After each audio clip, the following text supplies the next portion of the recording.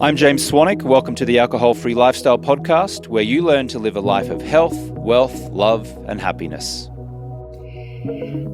Hi there. This is Victoria English, head coach at Alcohol Free Lifestyle. Thanks for joining me today. This morning, I had a Project 90 call, and I opened up the floor for questions. It's kind of a Ask Me Anything session. A lot of our program is around the neuroscience of addiction, alcohol, habit, change. We learn so much about how we got here with our drinking. We learn that we're not defective. There's nothing wrong with us, and we didn't do anything wrong. We were doing what everyone else does, and alcohol kind of had its way with us. Now, Project 90 is working with people in their first 90 days of living alcohol-free. There's a lot going on. These are very intelligent, successful people, and they are seeking answers. That being said, there are moments of frustration.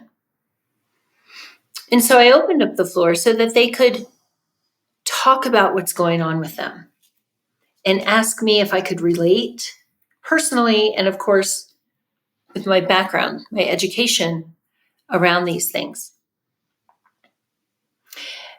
One of the questions was, Victoria, after years of not drinking, do you still seek support for cravings? So we're going to talk about cravings today. I don't have cravings for alcohol anymore, but I still have cravings. Cravings to feel different than I feel at that moment. Cravings to fall back into old thought patterns and behavior patterns that in my smart brain, I know don't serve me anymore, but still want to creep up now and then. And so you see, I reframe cravings as an opportunity now. Again, not cravings for alcohol, but cravings for something else. A need for something else. I don't look at that as a burden. I look at it as a gift because I get to live an examined life, a life well lived. And so do our members as they travel through this journey. Many of them go on to our Beyond 90 program, where we learn to really live the life that we deserve without drinking. The first 90 days, pretty focused on alcohol. And cravings come up a lot. It's going to happen. If cravings didn't happen, all of us would stop drinking when we realize that it's an issue. So you'll hear me go back and forth between alcohol cravings and the sorts of cravings that humans have in life, and the tools that our members learn in their first 90 days, and the tools that I still use that I learned when I was stopping drinking for the final time, and how they apply to my life today. So thanks for being here, everyone.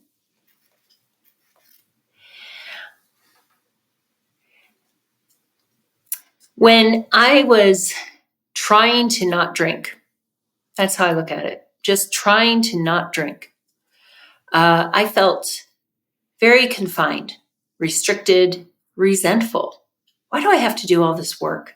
Why did this happen to me? I'd have periods where I was doing pretty well, and then a craving would hit.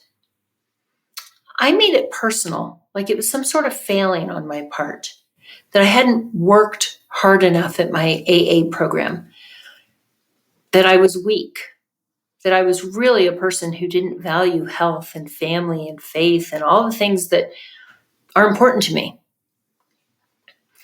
It was a vicious cycle because it wasn't sustainable. And sooner or later, I would give in to that craving. I let it define me. And many, many times I went back to drinking. So what changed? Did the cravings magically not happen this last go around? No, they were there. Except instead of banging my head against a wall and asking why is this happening? Go away, go away, go away, craving. I learned to sit with the craving. And these are some things that I coach around in the program. And like I said, things that I practice today, and I don't do it perfectly, but it's what I know how to do. I have a choice whether to use it or not. Usually I use it. Sometimes I slip for a day or two and get in my head. It happens. You know what I learned to do and what we coach our members around is sitting with the craving and asking it a few questions. We think of a craving as something we have to resist, push away, hammer down, ignore. Well, how's that working out for you? Probably the same way it worked out for our members before they joined us, and the same way it worked out for me. Not sustainable, very heavy, not fun, and not growth oriented. Furthers that feeling of being different, weird, crazy, broken, defective, bad. So the next time a craving hits, I have an invitation. Sit down with it. Just for a couple of minutes. Sit with it. I know it's hard. You know, there's actually a physiological reason that it's so hard.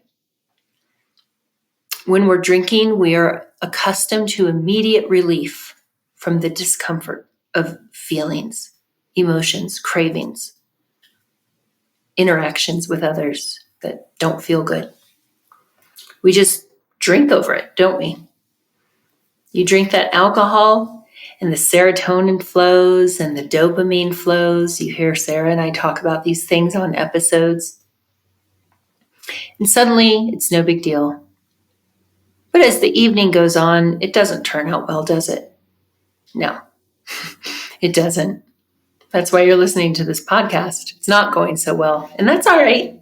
That's why we're here. I learned to sit with the craving. And that will happen for you the longer you are away from the drinking and with accountability, coaching, and support, which of course we offer in Project 90. You can book a call to find out more about it. Doing this on your own and not having those elements isn't as likely to be sustainable. I'm not saying it can't happen, but it's less likely to be sustainable, and chances are really high it's going to be miserable. And we don't want that because life is too good to be miserable over not drinking. What if you asked your craving for its name? I know, sounds a little weird. But I mean, I was weird when I was drinking, so this kind of weird, I don't mind. I've gotten used to it. I like it because it's curious and it's growth and it's an opportunity to learn something and apply it. So what if you ask your craving, hey, what's your name?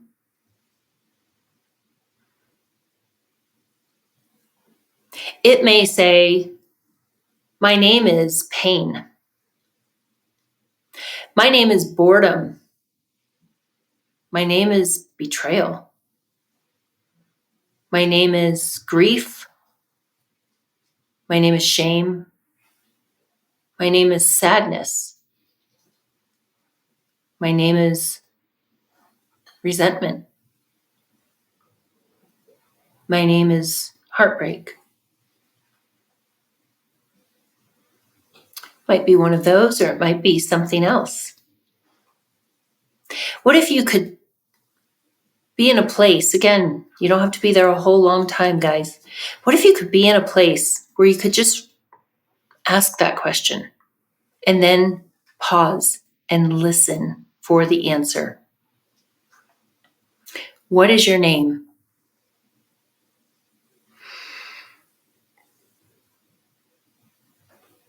When I was drinking, I used to say, I need a drink.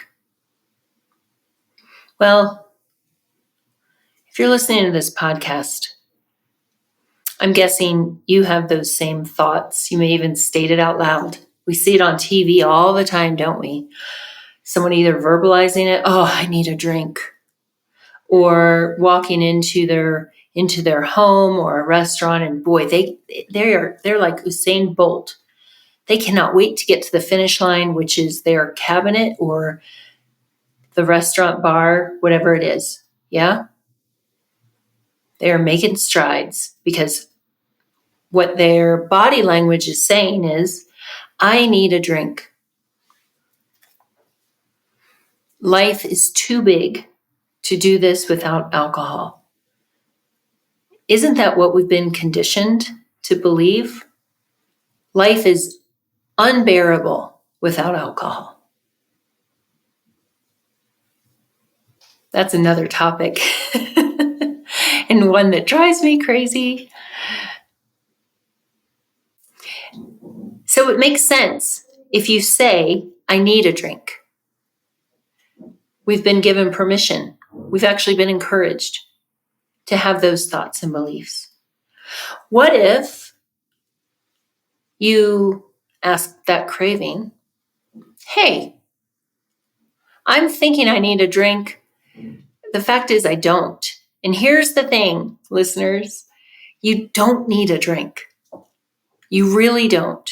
I know you want one. Your body and brain are crying out for it. That is the cycle of addiction.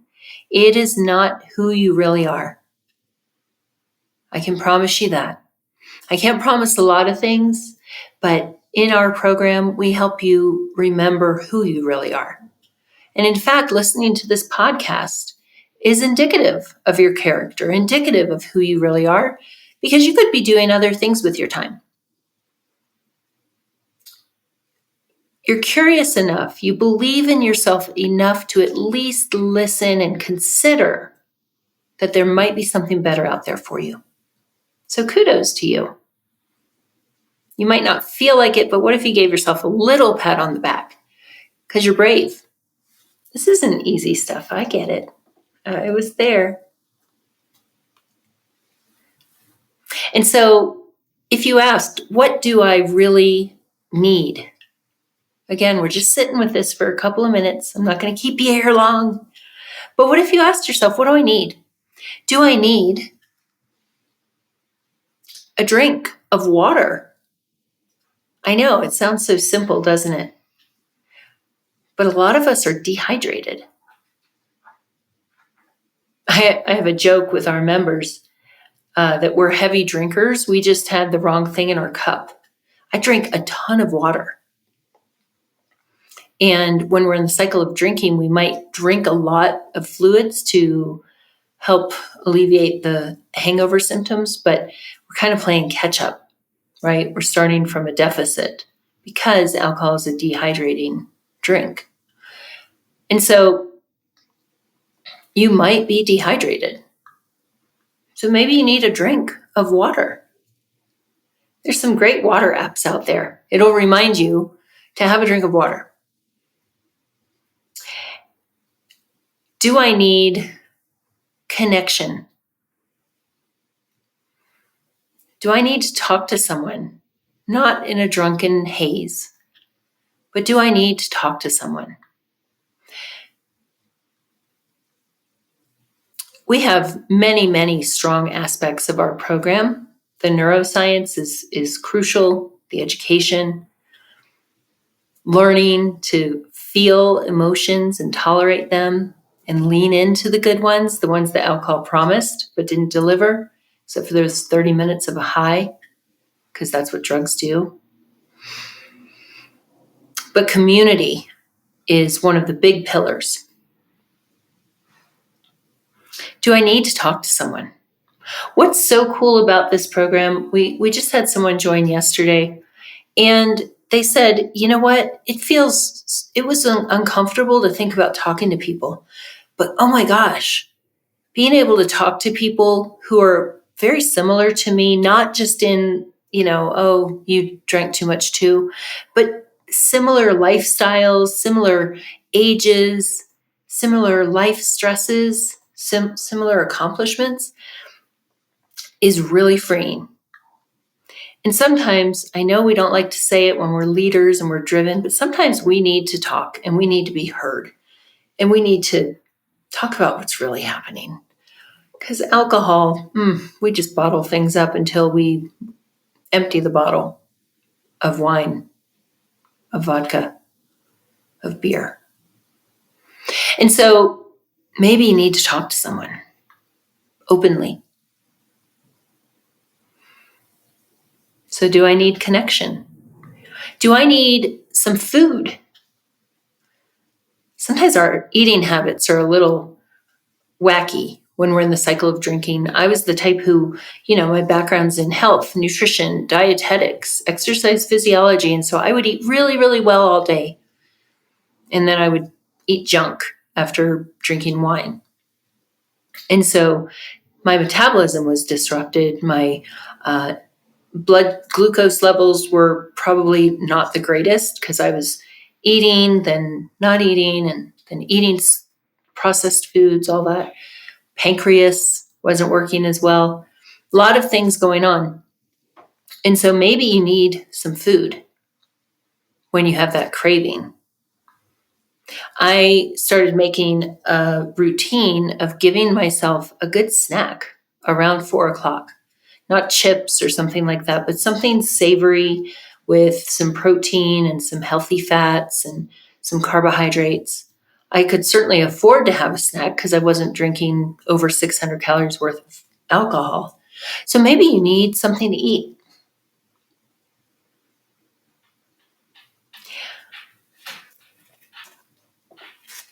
Are you angry?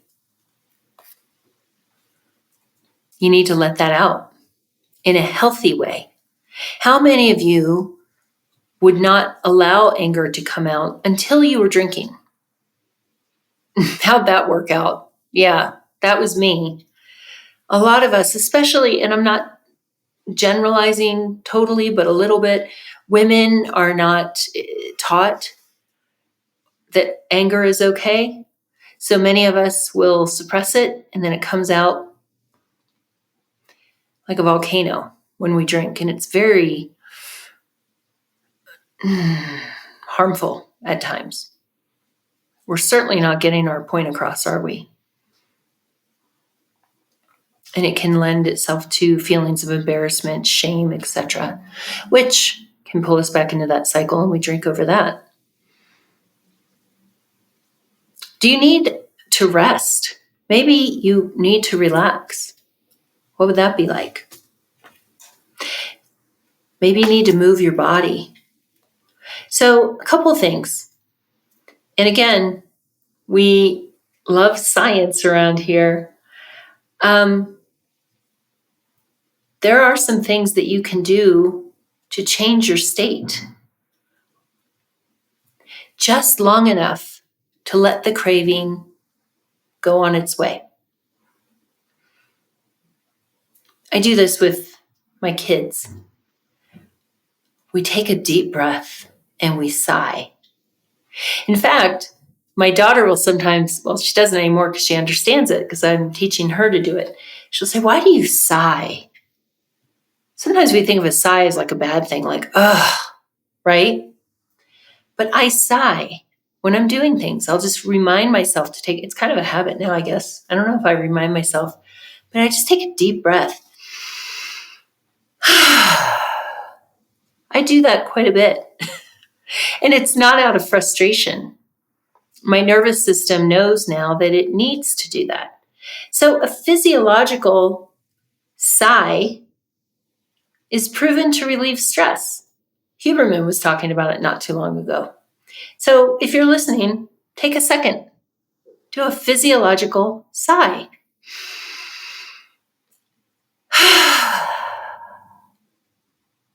What's that feel like? You can do it as many times as you'd like. Don't do it too quickly, you'll get dizzy. It's a great technique. You can even put a reminder in your phone for once an hour to do a physiological sigh. Do it throughout the day, because then you're not caught up in the moment of wanting to drink and not remembering. Because by then, remember, at this point in the alcohol cycle, the amygdala, the fight or flight, no reaction time, just no response time, just react, is firing up. And so practice this when you're not in the cycle of craving. Walking, another thing that you can do during the day, even if it's a few minutes, guys, because walking will deactivate the amygdala. Again, amygdala and then the addiction part of the brain, they're best buddies. They hang out back there in the not so good area of town in your brain. So deactivate that amygdala by taking a little walk. It doesn't have to be a big one. No, we don't always have access to that. Weather or whatever, we're in an office. But what if you went out and just walked around your building a few times? Do you have a dog? Walk a dog. Walk by yourself in silence. Because being in an open space constricts your pupils.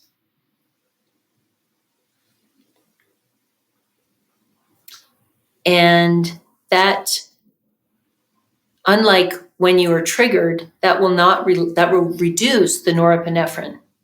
Norepinephrine gets us really worked up, hyped up, riled up. And when we're in that state, we're more likely to give in to the craving. So the simple act of walking, who knew what it was doing for our nervous system, for our brain? It's really something, isn't it? We have access to so many interesting little hacks. Are you a fan of life hacks? I love life hacks. Also, practice not ruminating. Try this out. I learned this when I was releasing alcohol, not quitting for the last time, is whatever was ruminating in my head, whatever was going on that was just cluttering my brain, I imagined a box, and I would just take those things and put them in the box and put the box away. I wasn't ignoring it. I wasn't saying it's not real. Everything you think and feel is valid. You don't have to call yourself crazy or stupid. But I developed a tool where I could put those things in the box. Because at that moment, they weren't going to be figured out, and they were likely to let me entertain the idea of drinking because I felt overwhelmed. And so I would put that box away. I could always come back to it. And what does that do? Well, it reduces some of the rumination. And so your brain, which is perceiving a threat when you're in that cycle of ruminating, could be over an argument or disagreement or not feeling validated or heard or whatever is coming up for you. Your kids, all the things, right? Your brain perceives a threat there. Again, going back to the amygdala and the addiction part of the brain, best buddies.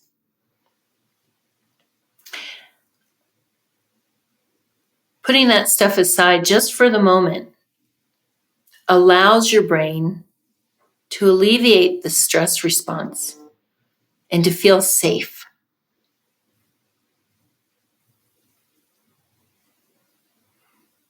I learned something from a good friend, and she taught me a little mantra that I still use. Right now, at this moment, all is well. Because when we're drinking, when we are triggered, we can think the world is going to collapse in on itself. It's not. Right now, at this moment, all is well. And so put that stuff in the box and try creating a mantra of your own. Just for a few minutes, guys. It's worth a try because the old stuff, where's that getting us, right? And so, back to my question that our member asked, no, I don't think about drinking. I don't crave alcohol. I do crave to feel something else sometimes because that's part of being human. Being human can be uncomfortable. And sometimes life gets lifey. I definitely handle it better than I used to. And I get uncomfortable. And so I still go back to these building blocks as they relate to my life now. It's not a life where I'm pushing, where I'm like sitting in an alcohol craving. But it can be uncomfortable in my head, the mental gymnastics, some of the clutter, some of the old thought patterns of, do I matter? Do people hear me? All the old things. I mean, gosh, guys, they were there for decades. Yours have been around for decades, I'm guessing. And so some of these old thoughts might pop up. The idea of drinking doesn't pop up, but I still need these tools. And so what you're doing, what's so cool about Project 90 is that you are releasing the alcohol and you're trying on new things. Eventually, with time, the science supports healing. You will not be obsessed with the thoughts of drinking. You won't really think about it anymore. But you will have uncomfortable moments. And how cool is it that you get these tools during this first year to carry you forward in every area of life? Because alcohol is going to be in your rearview mirror. Can you imagine such a thing? I hope this is helpful. And let me know. Let us know on social media. Did any of this resonate? You can post it at James Swanwick. You can post me at Victoria English 1111. How did these tips work out? Do you want more? Book that call. It's just 15 minutes. No one's going to sell you anything. It's nothing crazy. But aren't you a little bit curious to find out what could be possible? Until next time, take good care. Have an awesome day. Thank you so much for listening. For more content like this, you can check out our YouTube channel at alcoholfreelifestyle.com/YouTube. You can follow me and send me a direct message on Instagram and TikTok at James Swanwick. And you can see the results of our scientific study at alcoholfreelifestyle.com/study. If you'd like to apply to become a Stop Drinking client, you can visit alcoholfreelifestyle.com/project90. I wrote a book called The 30-Day No Alcohol Challenge, which you can find on Amazon. And you can always email me directly at james@alcoholfreelifestyle.com. If you're a regular listener of the show, would you please do me a big favor and give this show a rating and a review? It helps us get more listeners, and you'll be potentially helping someone else out there who's struggling with alcohol to find us, to listen to us and get support. Thanks so much for listening. We'll catch you on the next one.